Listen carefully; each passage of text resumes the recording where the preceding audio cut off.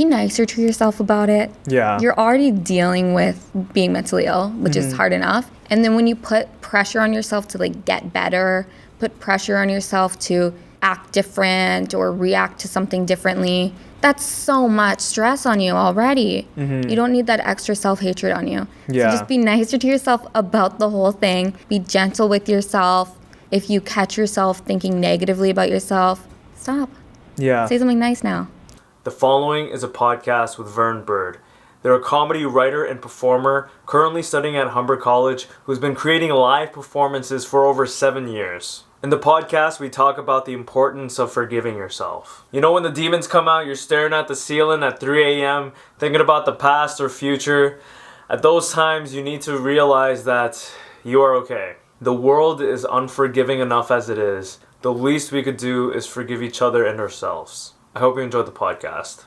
What up, fools? This is the Joe Pedrosa podcast, episode number 40. Today I'm here with Verne Bird. Yay, that's me.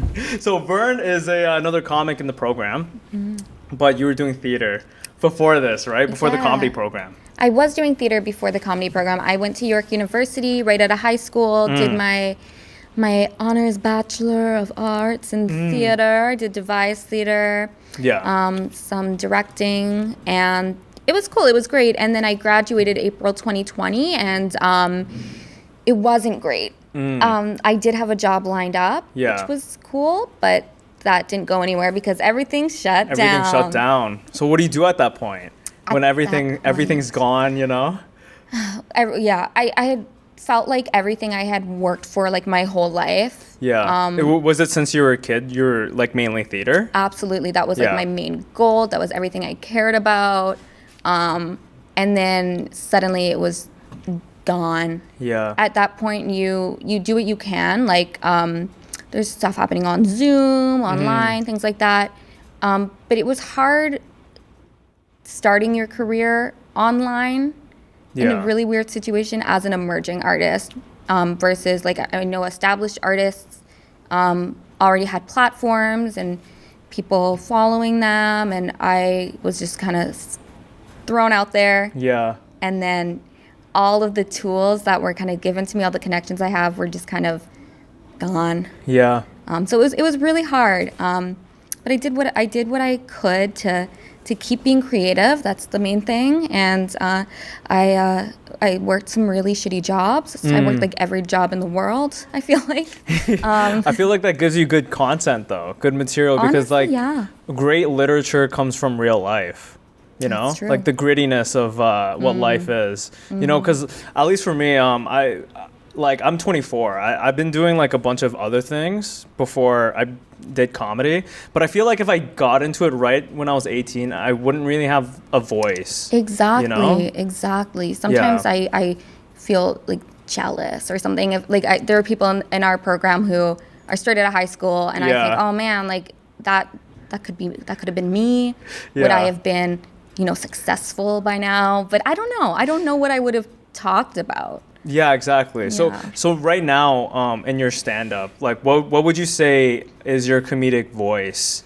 It's a great question that I think I'm still trying to find it, to be honest. Yeah. I love an observational joke, I just love making the mundane silly. Okay, so like a Jerry Seinfeld type. That's what he kind of does, right? Yeah, I guess so. I guess like the laundry and the socks. Like a gay, non-binary Jerry Seinfeld. Yeah. Yeah. I love some storytelling as well in there. Yeah. What type of stories?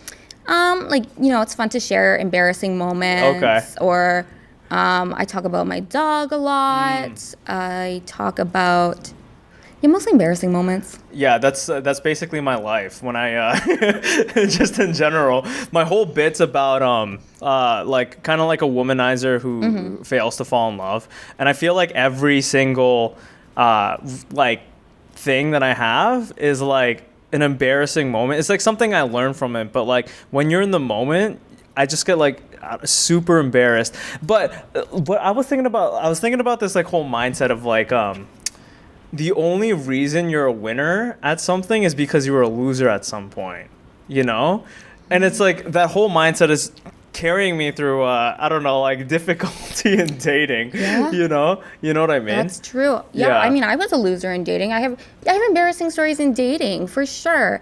I used to think I was heterosexual, or I wanted to be really badly, so I would like date these men, and I would just go for like the most like conventionally attractive ones. I didn't really like care about them as people, but like other people thought they were hot.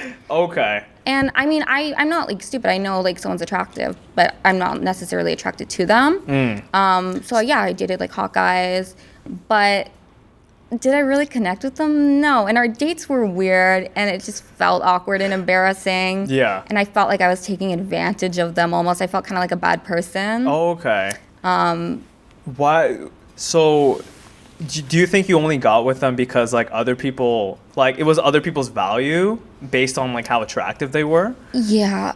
I mean, I wanted a boyfriend because that would mean that I'm straight, and I wanted to be straight. And then I wanted like the most boyfriend. Yeah. So like I'm gonna pick the one that everyone like a likes. lumberjack or something. Yeah. Like burly man. Yeah, I'm gonna pick like this big man. So like, why would I be gay if I'm dating this guy that's like so hot and like everyone likes him, you know? And like nice people too. Like I didn't go always for shitty people. Yeah, sometimes. it's hard. It's like I was saying before the podcast, like beauty is like something that's kind of blinding, at least for guys, you know. I'm like I see such a pretty girl and like there's like a bunch of red flags, but I just like don't, I just look straight past it, you know.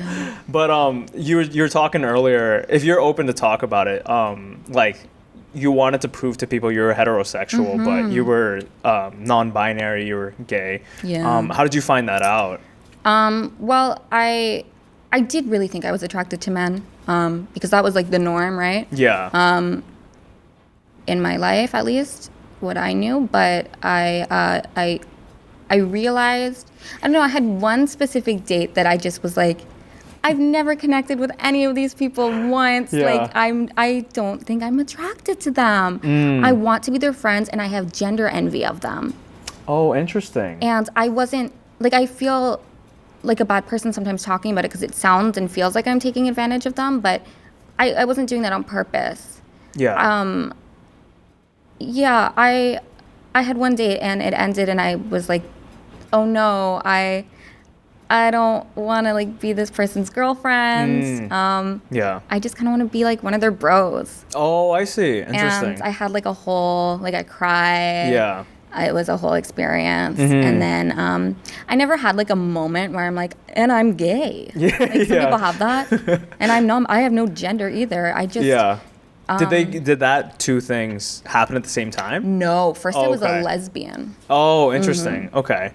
And then the lesbian experience came from dating the men, and you realizing and it? like, I'm not attracted to these people, so I guess I'm a lesbian. I don't know. But I never thought about gender. Yeah. Really. And then what made you think of gender? I really truly identified with the like lesbian term. Okay. It always felt wrong, like a weird mismatched title. Yeah. Because I never felt like I'm like a girl, like a woman or whatever.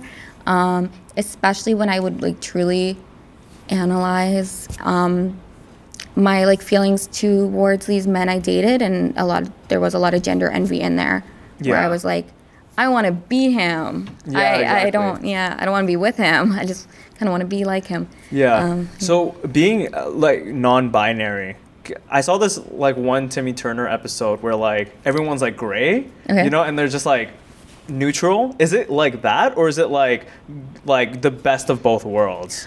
Honestly, I think it's different for every person. Okay. I know some people use different terms like gender fluid, non-binary. Yeah. And some people are like, don't associate me with a gender at all. Yeah. Me, sometimes I'm like, don't associate me with a gender at all. But sometimes I'm like, today I'm like feeling really feminine. Oh, I see. Today I'm feeling more masculine. Yeah. It kind of ebbs and flows. It's like a spectrum, if you will. Oh, a spectrum. I see. Or a big blobby thing. It's not black and white. I don't see like the gender binary as like you're a boy or you're a girl. Yeah, it's not like so black and white, right? Exactly. It's like just A spectrum, yeah. And exactly like an what you're saying. undefined little alien thing. Little alien thing. Yeah. Yeah. But that's very interesting. Thanks for sharing, Yeah, by of the way. course. I really appreciate it. Because I wanna have like difficult conversations. Like I feel like I can't like just talk like this and like be curious about these things in just like a public setting. You know, I don't wanna feel like, oh, like this guy is like asking all this, like what a dick, you know what I mean? Right. But yeah, thank you so much for sharing. I appreciate no it. worries. One thing I like to talk about on this podcast is we're trying to get to the philosophy, like armchair philosophy. You know, it's nothing to do with like Socrates or like all these Those guys. like those guys at Epictetus. Even though I love them, you know, but that was like thousands of years ago, and like some of the things may not apply today. I think all of us, if we live long enough, we become philosophers. You know? I also think, here's the thing about philosophy that I've always thought. Yeah. What's the deal? Speaking of the Jerry deal? Seinfeld, what's the deal with philosophy? If I were like the first man on earth, I would think the same shit that those guys thought, and I'd be so smart too. You know what I mean? Yeah. Like, I think, therefore I am. Okay. Like, if I were the first man on earth, I would also have that thought. Like, Yeah. just because you, whatever. Yeah, it's a weird thing. I don't know. Some quotes like I just don't understand. Some of them like I do very I connect with. Like the one that has been connecting with me recently was, I forget who says it. I'll put it here, whoever said it. But like, the only time that is important is right now, because that's the only time we have power over. You know, so it gets us out of our head about the the past, the future. But I'm trying to understand truth. I'm trying to understand life, and I think success is, you know, your mistakes minus other people's mistakes. Because other people's mistakes, you can hear it and like listen, but like it might not fully like be with you, but it'll help, you know. Yeah, but like mainly your mistakes is the thing that like sticks, you know. Like the one that I'm thinking about right now is like dodge the bullet, move on, you know. It's just like we were talking about dating earlier, like just having that mindset and like setting rigid boundaries. But is there any like kind of phase of life or phase of philosophy or thinking that you're going through right now? Yeah, I would say my current like phase of life would be very much like healing my inner child. Yeah. That sounds so like, ooh, but No, but it's like facts though. it's facts though. No, because I came from, like, I had a really difficult childhood. There was a lot of like abuse and things like that. And a lot of trauma, and I feel like I didn't have like a childhood that was necessarily like fun, innocent, enjoyable all the time, and it as an adult that like stays with you. Yeah. And I think everyone deserves to have like a childhood. Yeah. Everyone deserves to just have like pure like fun and play and imagination and things that you kind of are kind of taught out of you with age. So I don't know, healing your inner child could mean different things to different people. Like, could be literally buying a little cute stuffed animal. Okay. You know, it could be listening to music that you listened to when you were a kid. child? Yeah. Oh, reconnecting with that version of yourself that maybe you were, I don't know, bullied out of in whatever way, whether that was like through your job, by being professional. Theater school took a lot of my personality out of me. Yeah. Yeah. Yeah. You're mentioning connecting with the inner child. There's this book called The Completion Process by Teal Swan. Have you heard of it? I have not. No? So that whole thing is literally about, it's like the cover is like a puzzle piece, and it's like putting the puzzle back into your life, kind of. And the whole thing is about speaking to your inner child. Okay. So the process of that, from what I remember, I read it like a couple months ago. It was like, every negative experience or every negative feeling you have is something that's tied into your childhood. So basically what you have to do is, it's like you have to go in a deep meditative state and re-experience that thing that like that where it stemmed from, right? Yeah. So when you experience that, like fully experience the moment and then go back to it as like your future self now, talking to your inner child and seeing like, yo, it's all good. Like be the person who your inner child needed to be needed at that moment. Absolutely. Like mine personally was like, it's this feeling of I don't know, like feeling like a loser. I think that like right now and just my life in general, I have like a very winner loser mentality. Like I need to win. I like I mentioned earlier, the only reason you're a loser at something is because you're a winner at something is because you're a loser at some point.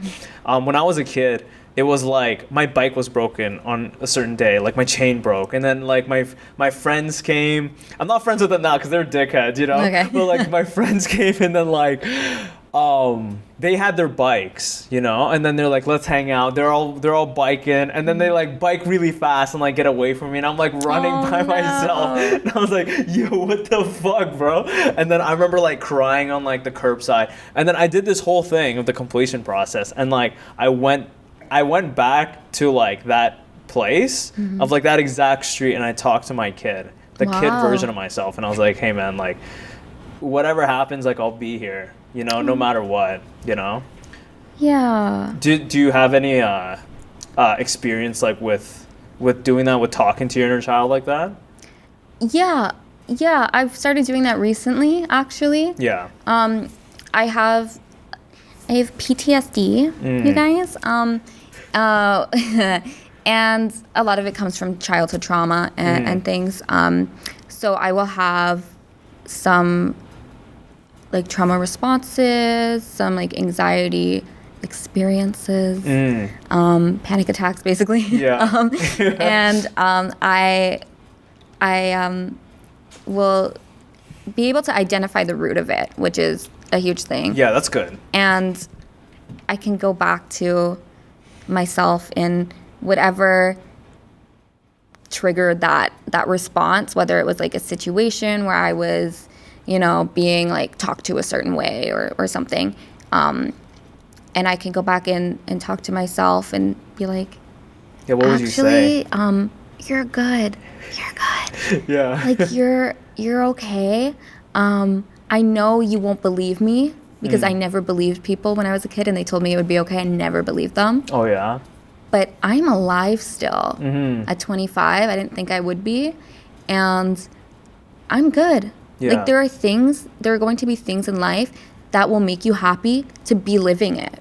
Yeah, right? exactly. I spent so much of my life wanting it to end. And now I'm actually like wanting to be alive. And I think telling that to my younger self is really important. Yeah, it's going to be okay. That's a great way to look at yourself and heal yourself, So how do you deal with like anxiety and PTSD when it comes? Yeah, medication, Ativan. Well, sometimes I do need to resort to like an Ativan or something. What's that, Ativan? It's just a little pill to pop and calms me down. Is it like anxiety pills? Is that the same thing? Oh, okay, yeah. cool. Prescription. I only take half too because. Oh, that's good. Yeah. I'm on a diet. No. A pill diet? Yeah. I've done a lot of DBT, dialectical behavioral therapy. Oh, okay. Yeah, I've heard of that. I've heard CBT. Is that? I've done CBT too, but I don't like it as much. That's just me. What's the difference between the two? Cognitive behavioral therapy, correct me if I'm wrong, it's like you go down a negative path and then you recognize you're doing that and then you think of a positive path, or you get yourself into a different environment. Kind of, from what I understand, and I'm no expert, is it's kind of like challenging your thinking patterns. Okay. Like as someone who's an overthinker and I make things up in my head, I'm like, oh, well, this person hates me because of this, this, and this. And then I guess I could go back and kind of undo those thoughts, like untie all the little knots I created. Yeah. And what's the other one, DBT? DBT, so that is like more emotional regulation. Mindfulness is a huge piece of mindfulness, it. Really just doing things in the moment that can either prevent negative feelings from coming up, or but they also don't like, my therapist doesn't like when I say negative feelings, but like not so happy feelings. Okay. And things like self-soothing is an element of it. For example, like petting a dog, it like calms you down, or like watching a TV show that makes you laugh, puts you in a better mood. And it also has a lot of like interpersonal skill training, like how to communicate your emotions to other people. Because I have a really hard time identifying my emotions, so it's hard to communicate them with other people. So a huge part of DBT is kind of tackling that. Would you say it's like when you experience an emotion? This is because I went to therapy a couple times, but I stopped, and I don't think I was doing therapy right. Like I don't think I wasn't doing these like label therapy. I was just like talking for an hour, right? But from what I know now, is this is from Sam Harris. He talks about identifying the emotion and like separating it from yourself, like saying like, this emotion is not me, this is something that I'm thinking about, and there's like a root to why I thought it, and then like going back to that root, and then like solving it, finding truth, the truth about it, and then just like being present after that, you know. Like he says a lot of our distress comes from like, okay, physical, like let's take the two, physical pain and emotional pain. Physical pain is like we're thinking about something that will hurt us in the future, but like I want to take my tattoo removal for example, you know, like it hurts, but it's like because I'm like it's unbearable, but when I've already experienced it, so it's like it is bearable. It's just like the fear of doing it again. But I guess for emotional distress, it's just like taking yourself out of the present, taking yourself out of the past or the future, and just becoming here now, like being fully aware of like this moment. Would you agree with that? Is that absolutely? Yeah, that's the huge mindfulness piece, and I struggled with mindfulness for years. I was put in my first like mindfulness workshop when I was like 13, 14. I thought it was bullshit. I didn't start like applying mindfulness until I was like 24. Oh yeah, so like last year. Yeah, during this program or no? Just before. Just before. Okay. So how would one do it? Because like I want to learn how to do it right. I didn't read a book or anything. I mean, I would also like to learn how to do it right. I mean, I don't know if what I'm doing is right. I just I have like grounding objects or like grounding. Sometimes my dog is grounding to me, like looking at my dog, petting her, taking deep breaths, you know, being aware of. People always do the 5 things you can see, 5 things you can smell. Oh yeah, I've heard about that one before. What was the 5 again? 5 things you could see, 4 things you could touch? And then it's like all your senses, you know, bringing you into the present moment. Like I feel my feet on the ground. Interesting. I can smell like some stinky person next to me on the bus and things like that. That's helpful. And just like what they call radical acceptance. Ooh, what does that mean? I don't know if I'm using any of these DBT terms correctly, but like I feel this way, and that's okay. This happened to me. That's okay. Like this horrible thing could happen. You could be really upset. I can't change it. You know, you gotta accept it. Yeah. And move on and be in the moment and just remember who you are. Remember who you are. Remember, like you're the person. You're the person. You know? You're the living life, and you are in more control of it than sometimes it feels. Yeah, there's like the story that I've been telling myself like this past week is like I don't want to be a creep. Like that's like my biggest fear. Okay. But like in order to kind of express yourself, you know, you like romantically, right? You need to put yourself out there, and like you have the, like it's just like okay, if you want to play the game, you have to be willing to lose, you know. Exactly. It's just like don't try to be a creep, but like just allow yourself to, you know, express who you are, and then like whoever can take in like however you express yourself, you know, your own personal honesty. And it's like about your intentions too. Like you're not, of course. I don't think you're a creepy person. Thank you so much. So I wouldn't call you a creep. Even if you like said something that came across weird or something, I would think like, well, I know that's not like. Yeah, you know, it's like all the stuff that I do on stage is a bit. I think it's amazing. I love it. But is there any kind of things you kind of tell yourself, and you're just like, okay, but that's not me. Like, I'm okay. You know, you were talking about that earlier. Is there any stories you tell yourself now? Always. Yeah. I made up that everyone, I mean, maybe I did make it up. I'm like, everyone in this program hates me and they don't want me here. And I believe it, and I tell myself that all the time. I make up little stories like when I do stand up, they want me to fail and things like that. And like, where did that come from? I don't know. I made it up. And maybe it is true, maybe it isn't, but at the end of the day, who cares? Okay? Yeah. I only have control over like how I feel about myself, right? So if people hate me, that's fine. Yeah, but nobody hates you.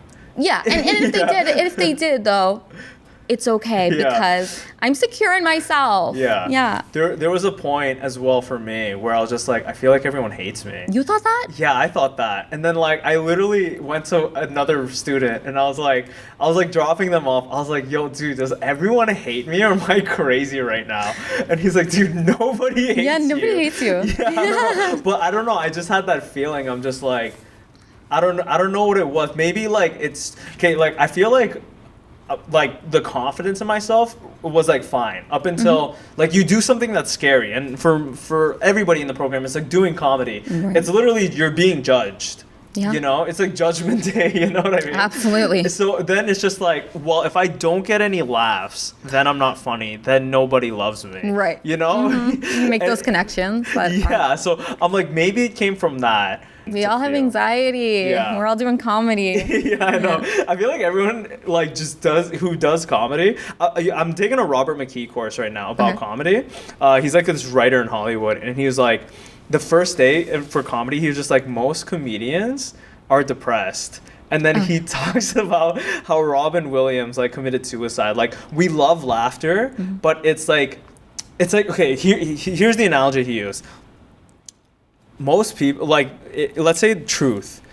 Most people don't want to face reality and truth because it's scary and it's hard. But what the comic mind does is they face it, they look at it, they're angry about it, they consume it, and then they say it funny. Because if they say it angry, then like no one's gonna listen. But they say it funny, and they're expressing truth. But like they're the most depressed people. Yeah. You know?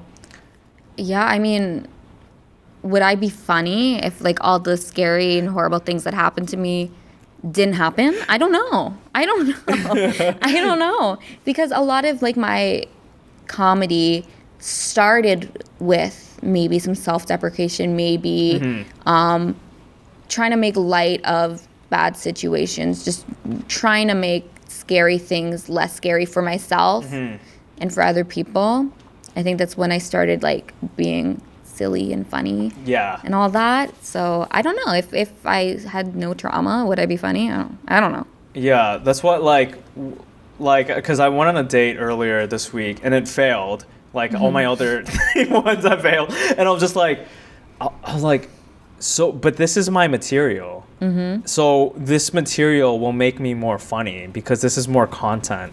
But like, I'm sad in real life. I know. But I'm like, gonna kill.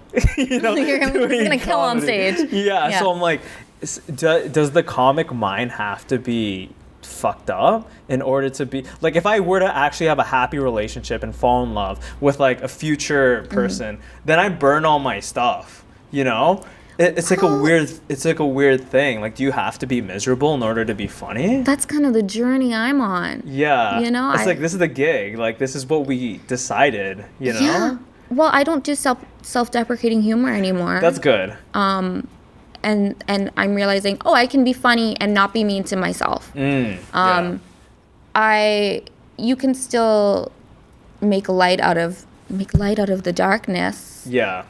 Without getting like sucked into the void. I am trying to build like a better life right now. I had really difficult past, I guess. Dealt with a lot of stuff like with mental health. And it wasn't until about like 4 or 5 years ago where like I was like, I actually want to live my life. And what was the switch? I don't know. I think an important part of it was, believe it or not, I had a break from work. Oh, interesting. Like, the theater shut down. I was miserable because of that. It was 2020. Yeah. Okay. I was miserable because the theater shut down, but I also didn't have a distraction. Yeah. And I had to face my actual problems. Yeah, face life. Face life. The darkness and the chaos, you know? And I realized I had nothing except my work and my, like, being horrible to myself. And I wanted better than that. Yeah. I wanted more than that. What advice would you have to people who are workaholics? Because me personally, like, you had this tattoo right here. Yeah. Work harder. I don't know if you've ever seen that before. I've seen that, and I've also seen that it's across from one that says "You matter," and I'm like, there's a balance like that can be found. Yeah, there's a balance. There's a balance that can be found. You matter as a person, as an individual, separate from all the work you do. And work is fun. It's important. It's good. You enjoy it. Like, it's important to live. Yeah. We all kind of have to do it. And then sometimes you get to work. Your work is what you like, which is cool. Yeah. So it's easy to be a workaholic. Yeah. It's your passion. Have you ever had the feeling, this is what I feel like all the time. I'm like, well, my value is tied to my work. Oh, yeah. You know, like, in order to get love or just be a valuable human being, I need to be working as hard as I can until, like, my bones fall off and be, like, the best. Like, I need to be number one, you know? I learned that in theater school. Yeah. That's the kind of stuff they fed me there. Oh, did they? I came out of theater school like, if I'm not working constantly, I'm nothing. I'm never going to be in a relationship because that doesn't matter. The only thing that matters in my life is how much work I do. Yeah. And it's like me right now. Yeah, I think there's a balance. There's a balance for sure, because I think that I'm doing a lot of work. Mm-hmm. I have a healthy relationship with my partner. I have my pets that I love. I take time for myself to do things that aren't work related, but I also like do as many mics as I can. I'm always like writing new material. I'm doing shows. And then I work like my shitty little retail job. So like I'm working and I'm making time for not work things. Yeah. So your life feels important aside from what you do. Yeah, I guess it's learning to be more forgiving to yourself. Absolutely. You know? I feel like that's a hard thing for a lot of people. Oh my gosh, I'm so unforgiving to myself. Yeah. How do you forgive yourself then? What do you do? I remember that maybe I'm a good person and I'm trying my best. Yeah. And I can learn from things. I don't know. I'm not quite there yet. I'm trying so hard to be able to forgive myself for things years and years ago, you know, to this day. Is it just learning the truth and being present? Would That's that be it? That's a huge part of it. Yeah. For sure. That's what I'm trying to do right now. And the future. Like, I think about the future all the time. Like, That's scary. will I be a killer? Like, like not an actual, like, murderer. I mean, like, a comedic killer, you know? Will I kill in the future? Will I be, like, making a living? I like try to talk to a bunch of actors. I'm like, you've made it, or like you're making a living, like, and I'm like kind of like looking up to it. But I guess like everyone's on their own path and doing their own thing. There's no timeline either. Yeah. When I was in theater school, I made a 5-year plan. Okay. That was 5 years ago. What was it? I was working in the theater industry. I was working with theater companies. And it was all like reasonable goals that I could make. Yeah. But you never know what's going to happen in the world. Yeah. So then what was your transition from theater to comedy? It was very recently when I started, like I said, trying to live more of a fulfilling life for myself. Comedy has always been, I guess, at the root of what I've done in theater. Theater was like my access to comedy. I got to be funny on stage. Yeah. But I didn't know. I was like, but it's theater. So I have to be dramatic. I have to be like, trauma and things like that. But that's not enjoyable for me. Yeah. And I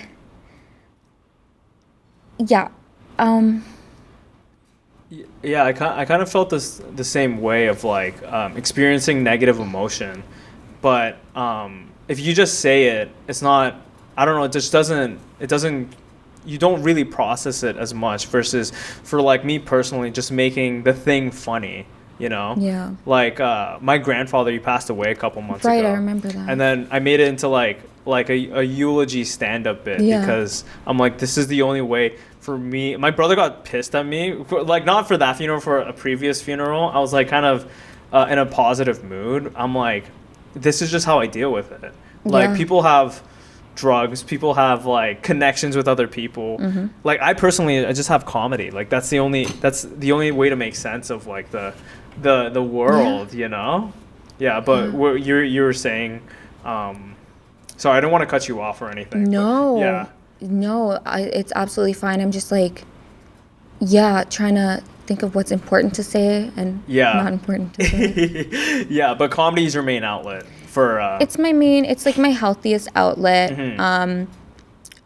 Basically, what happened was, if we can get, I don't know, can I get a little serious? Yeah, of course. I'm trying to get vulnerable in this podcast, you know?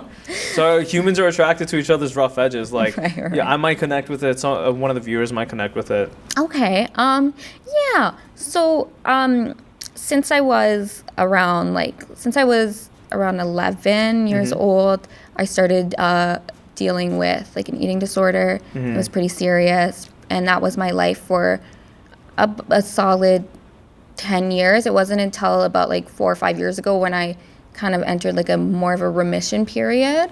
So I'm doing well now, but like it's always going to be there. Like I was saying, I'm doing well now, but like there's always thoughts, it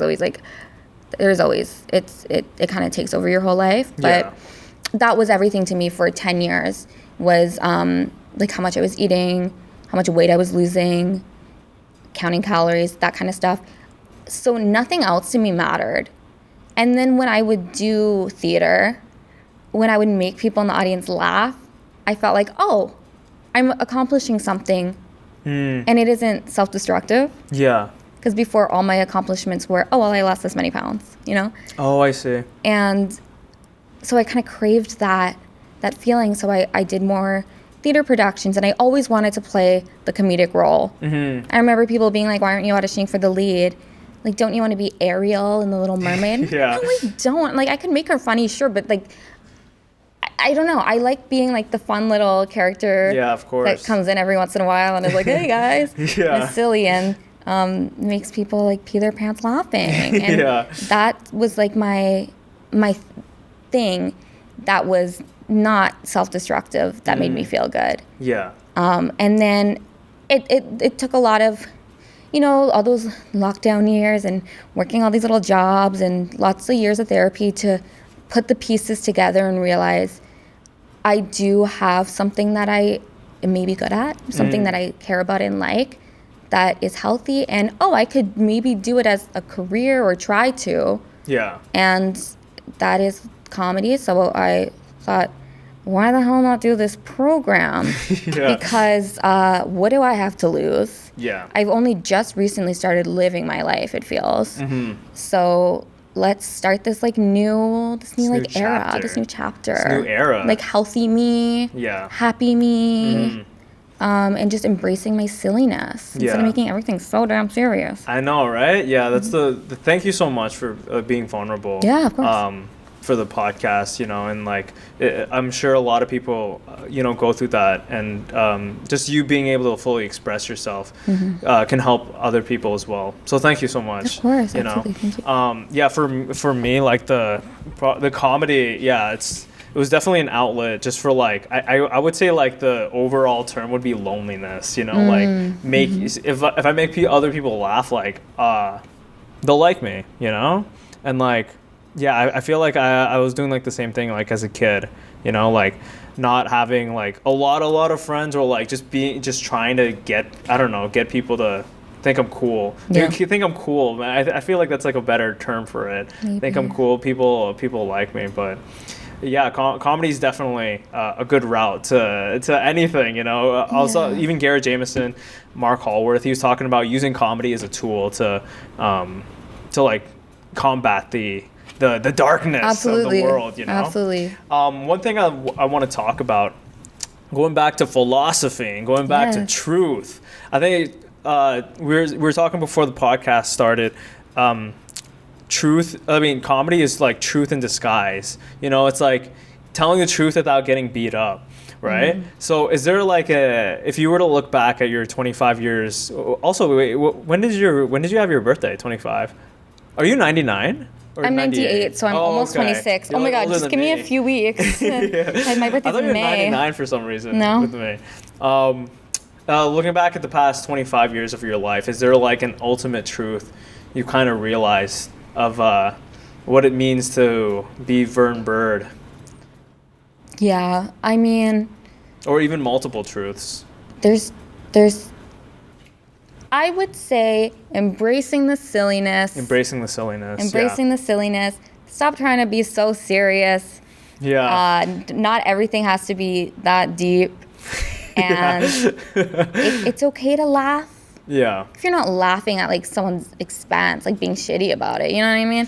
Yeah. Do you But- think there's a victim to every joke though? I mean, Isn't sure. like someone's always a victim? you're laughing at something, right? Yeah. Whether you're punching up, punching down, Yeah. you're punching. I'm trying to think of like an joke. Yeah, I mean, yeah, I'd say there is a victim of humor. Yeah. So it's kind of hard to like not laugh at someone's expense if it's something. That's true, but are you laughing at someone's expense or are you laughing at a situation? Like, Okay. You can punch at a situation or something like a problem in the world. Yeah. It doesn't necessarily have to be like a person or something personal about someone. Yeah. So for your comedy, because you said it's a lot of stories about yourself, do you think there's anything you're trying to talk about like in a societal sense? Like institutions? Yeah. It would be cool, I think, if I could like say some really powerful stuff through jokes. Yeah. Right now, Like a George Carlin type? Yeah. Right now, I'm trying to, I guess, connect people through laughing at silly stuff, like everyday things. Everyday like, things, yes. What's the old airplane food? You know? What's the we all, deal?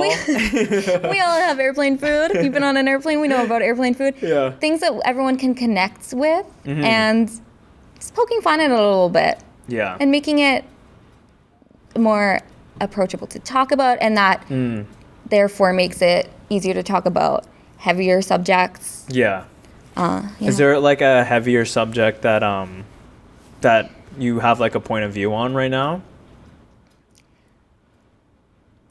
I think a lot of my life has been consumed by this like mental illness. Oh yeah. You know?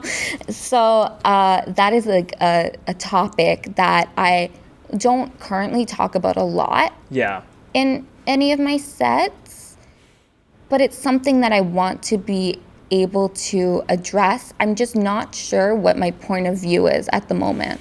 I think it's finding a perspective. Yeah. To Maybe make- like your mental health as like a kind of bully friend. Maybe Yeah. that would be like the best kind of metaphor.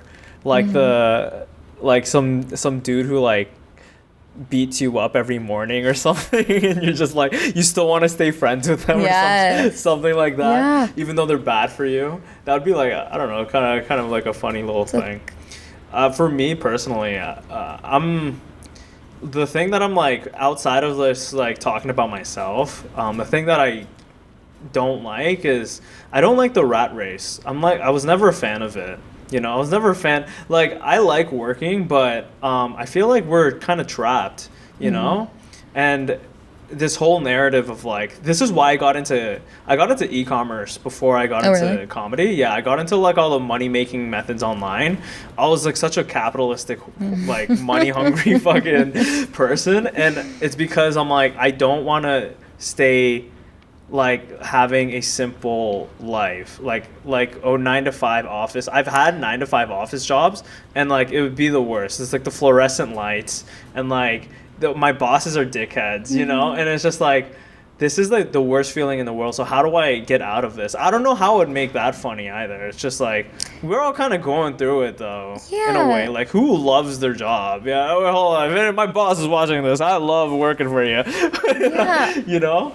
That's so interesting that you say that. I started writing something kind of along the lines of that. My sister is very different from me, and she always said it's her dream job to live in the suburbs and work in an office 9 to 5.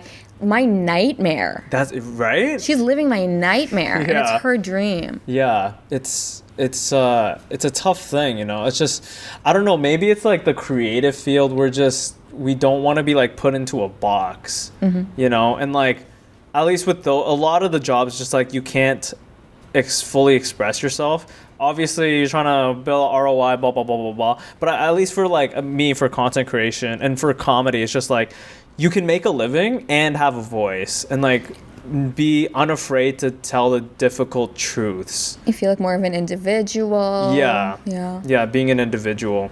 I don't know. This is a great career path, you know, and like even though it's going to be hard for the next couple of years. Career path? There's a path? Yeah, it's like we have to kind of like navigate it on our own. Exactly. It's like what the analogy I like to use is like we're like George in the Jungle. No, okay. With Tarzan. Same thing. We're like Tarzan, and we have like a rope, and we're going down the rope, and then we're like just grabbing onto the next thing. Exactly. And then we'll see where that next rope goes to. And isn't that more exciting than knowing what's going to happen all the time? Yeah, of course. I would say, you know, we don't have to climb up that corporate ladder. Exactly. Yeah, and I don't know. It's great. You know, I love this. I honestly love being in this program like so much. Yeah. And meeting like so many great people like yourself. Aww. You know.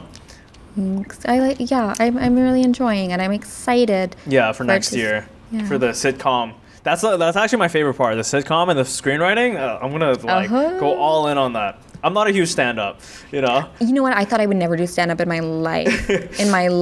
It's just like instant shame, though, you know. I know, but then I like it, and it's weird because I was like, I'm never doing stand-up. The first stand-up class, I'm like, I'm gonna die if I have to do this. And now I'm like getting booked on shows doing stand-up, which is so funny because what? That's great. We have about 10 minutes left on the podcast. One question I like to ask my guests is, do you think, it's kind of like a two-parter. Okay. Do you think there's like a deeper meaning to life at all? No, but. No? But. We're just beings. I think it's important to find your own little meaning in life. I don't know about there being a big purpose in life. I don't know about that. Maybe. But finding your sense of purpose, that's cute. That's important. Yeah. For example, I have 6 pets. I love them so much. I wake up in the morning. They're the first thing I think about. You have 6? I have 5 pet rats and a dog. Oh my gosh. That's crazy. Yeah, I just got 2 rats the other day. Do they run around the house, the rats? Well, they're in cage, but they're in a cage. But we do have out-of-cage supervised time in rat-proofed spaces. Oh, nice, nice. I always I don't know, had a negative connotation to rats. No, they're so good. They're so clean, too. A lot of people don't know that. They're very clean. Okay. They're very Maybe social. it's like tied with the New York City rats. So I'm like, watch documentaries on it, and I'm like, ugh. But, no, they're not. Rats are not like that. No, they're called fancy rats. Actually, the rats that you adopt for pets, really? They call them fancy rats. Are they different from the New York City rats, like species-wise? I honestly don't know. Maybe. I mean, they're like domestic pets. Yeah. Right? And they're socialized with humans, a lot of them. Well, I mean, mine came from a rescue organization. Some of them were very social right away.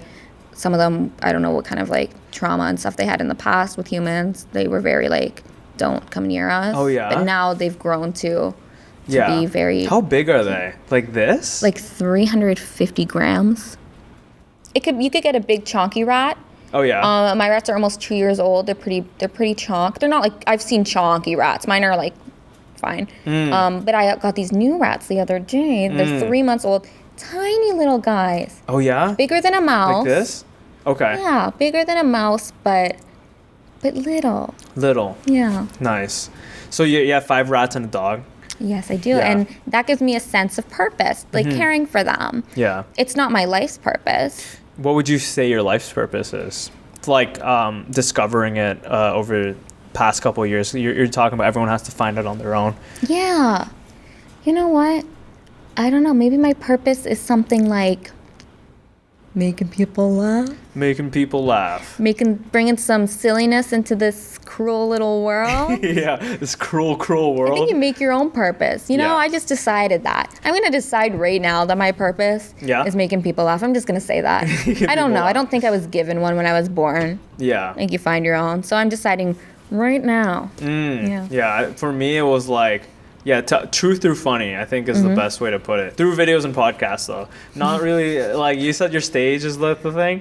I don't know. I like the stage. I'm not a huge fan of it though. I'd rather do videos and podcasts. But what advice would you have to people who are kind of like lost and confused and like trying to find that meaning and that purpose? Honestly, stop thinking about it like that deep, like you need to find a meaning and a purpose. Yeah. Just think about what makes you happy, what makes you smile a little bit, what's fun for you, what do you enjoy genuinely? Yeah. Genuinely enjoy, yeah. Like everything aside, at the end of the day, what is something that makes you happy? And it could be something like, oh, I love watching this TV show because it makes me laugh. Oh, so you're into like things that are funny, like you like to laugh. It could be like, oh, I love my pet dog. Oh, so you like animals. Like, you don't have to have an answer.